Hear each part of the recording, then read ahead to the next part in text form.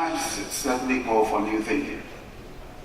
AFC and DFIs like that must now begin to look for new ways of engaging with governments.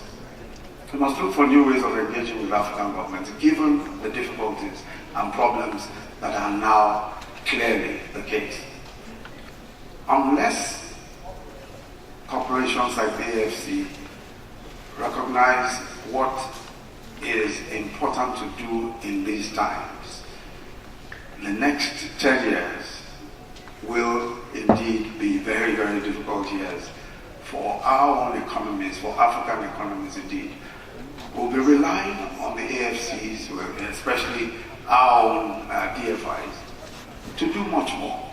We'll be relying on them to show much more leadership and to take greater risks.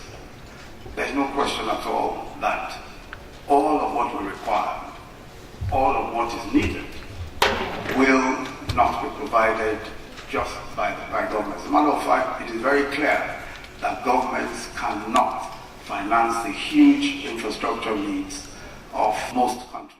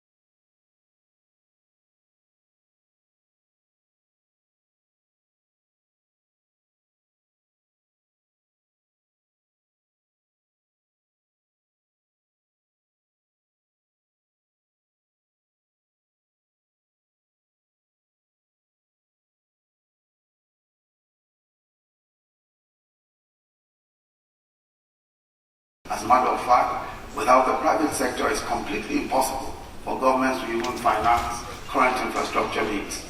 To take Nigeria, for example, all our refineries put together at the moment does not produce 600,000 barrels of oil. We don't refine 600,000 barrels of oil.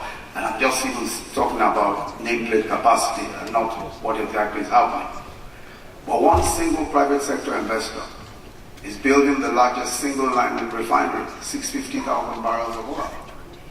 So there's no question at all that governments simply cannot compare with the power of the private sector and with the resources that the private sector can pull together. And it's the AFCs that can bring the private sector, de-risk government to a certain extent, and bring the private sector and public sector together to deliver on the kinds of infrastructure needs that our country requires. One thing is certain, and I think we're all agreed, and that is that market will determine practically everything. We all agree now that it is markets that must determine. It cannot be any form of central planning. Of course, government will interfere. But I think that every one of us today is agreed that we must ensure that markets determine all things. It's the markets that has led to the mobile technology boom. The fact that we allowed the private sector to take the lead, and we created a regulatory environment that made it possible. And so today in Africa, over 750 million Africans have access to phones. For many, their first use of a phone was a mobile phone. And that is the power of markets, where regulation, where the public sector comes together with the private sector.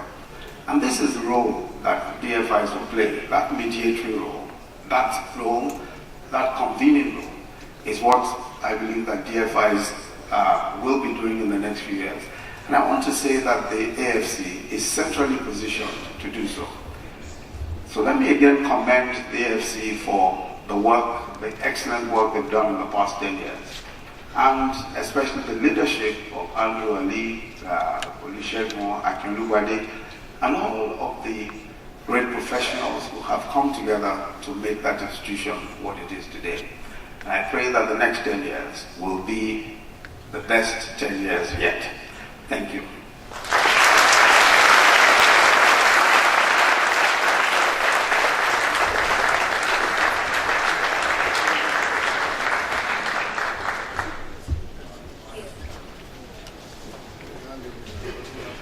Thank you, Your Excellency, for that insightful speech there. A lot to think about and a lot to discuss. There's a hole in Africa, a hole, a great yawning chasm, where something should be, but it isn't. I'm talking about the infrastructure gap. The infrastructure gap.